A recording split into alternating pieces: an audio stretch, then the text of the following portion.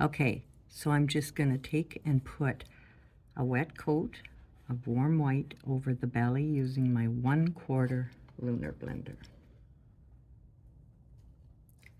I pick up honey brown and just come from the back end and softly scratch it upwards.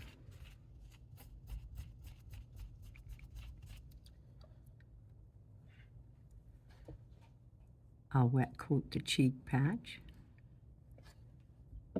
and take a little neutral gray and come from the back end. Now you have your photos to follow along with for placement of your grays and your honey brown. And I'm going to take neutral gray and scratch it. Same brush, just coming from the bottom and darken that honey brown, creating a little bit of a dark, dirty shadow. Just scratch a little across there. I'm going to do that to all the birds.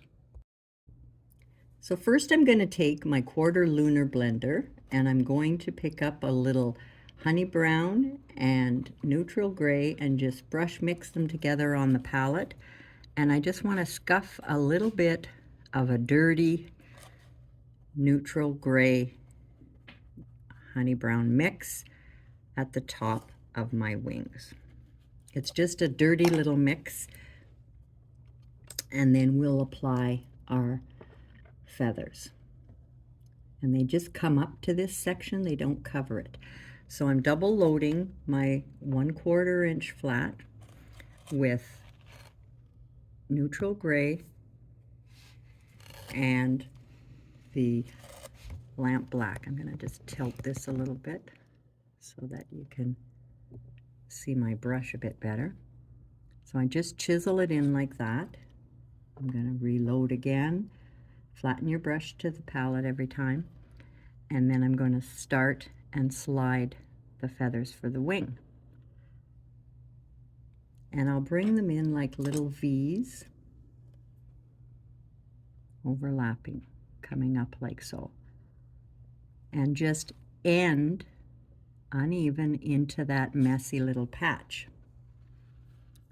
I'll wipe my brush, and then on the neutral gray section I'm picking up a little bit of slate gray so I can slide in a wee bit of a highlight.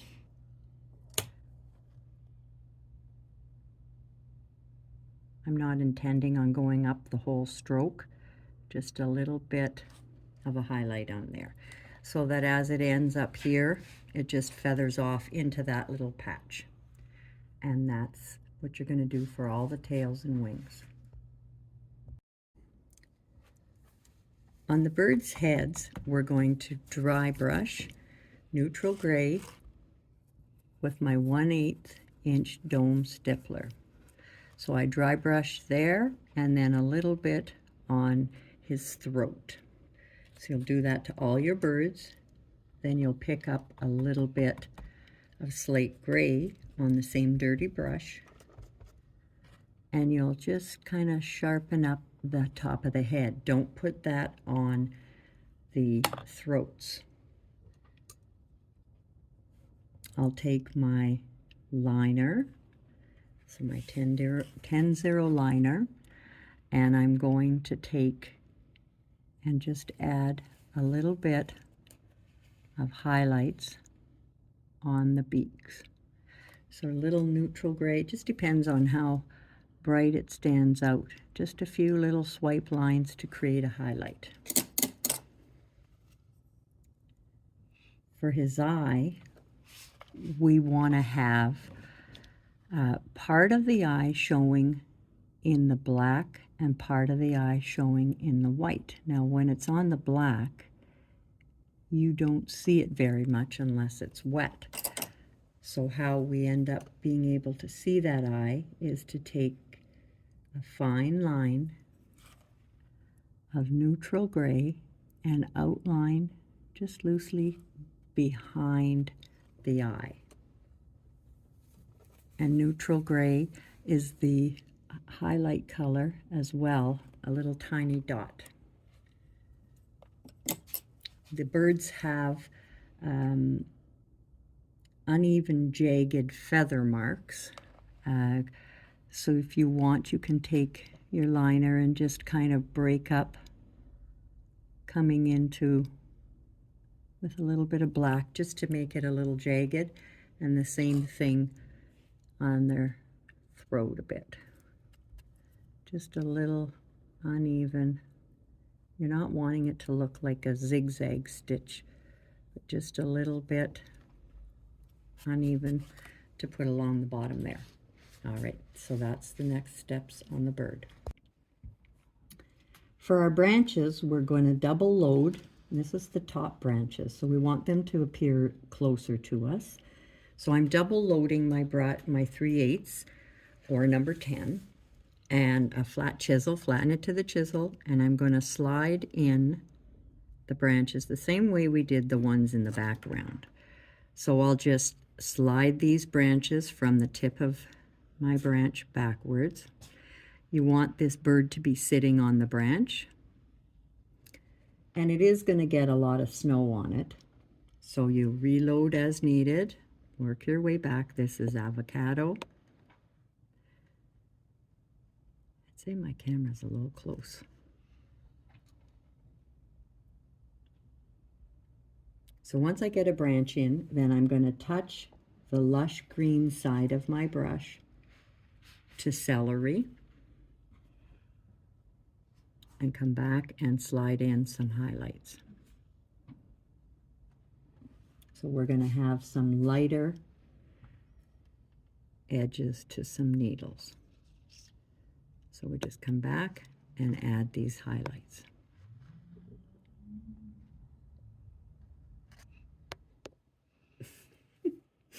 Okay, so you're going to continue with all the branches just like we did before, and we're going to have them, and then we'll apply snow. So we're going to start with our snow by applying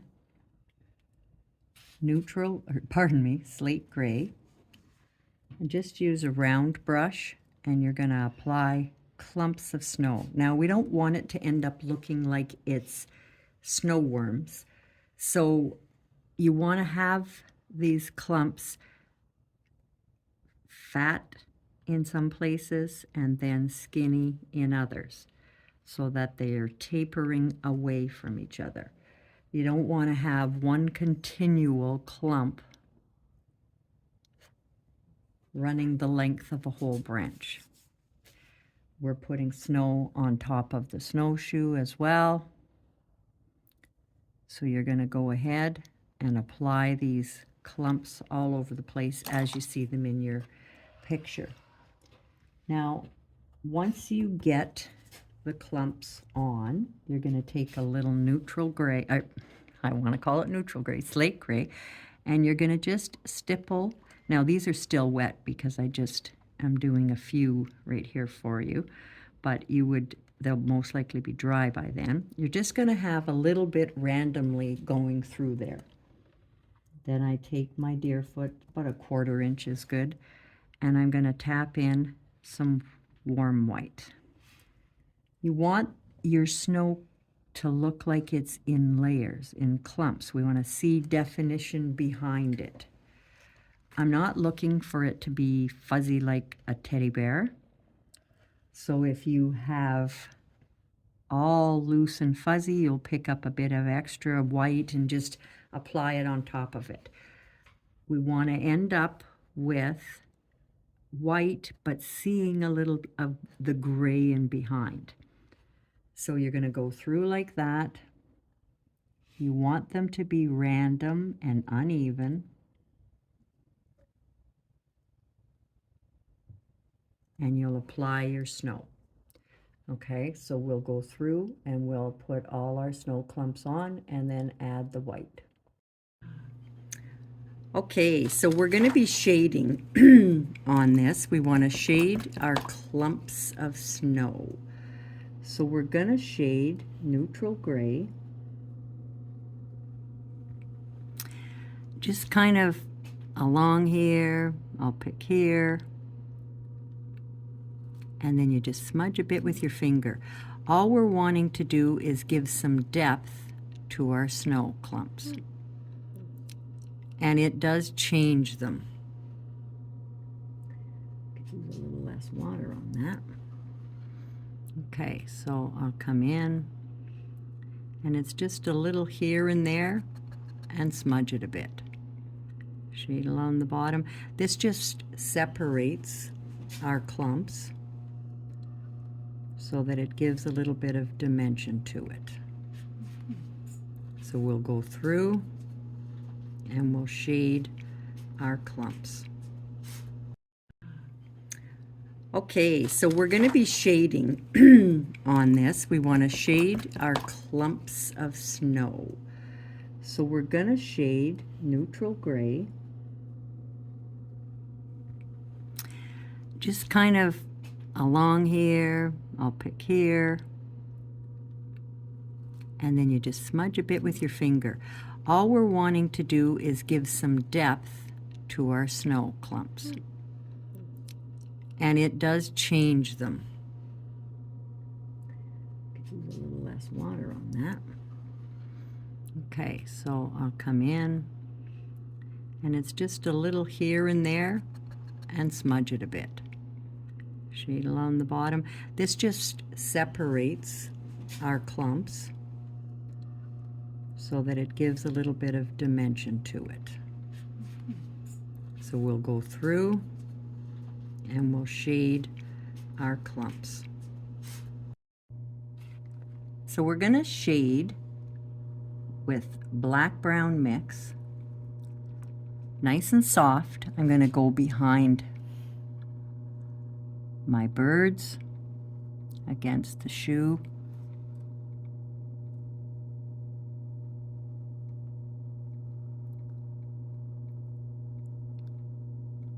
Thank you. Separating my shoe. Everything you do, you just give it a little smudge. We're going to shade next to our shoes. You can strengthen down the sides if you want. Everywhere that there's a snow clump against the shoe, I'll nice and softly shade underneath there. It's kind of a pat, and give it a smudge. Where this snow and branches are there, I'll shade and give it a smudge. Where this shoe lays across this shoe, we'll shade to separate that so it pushes everything back.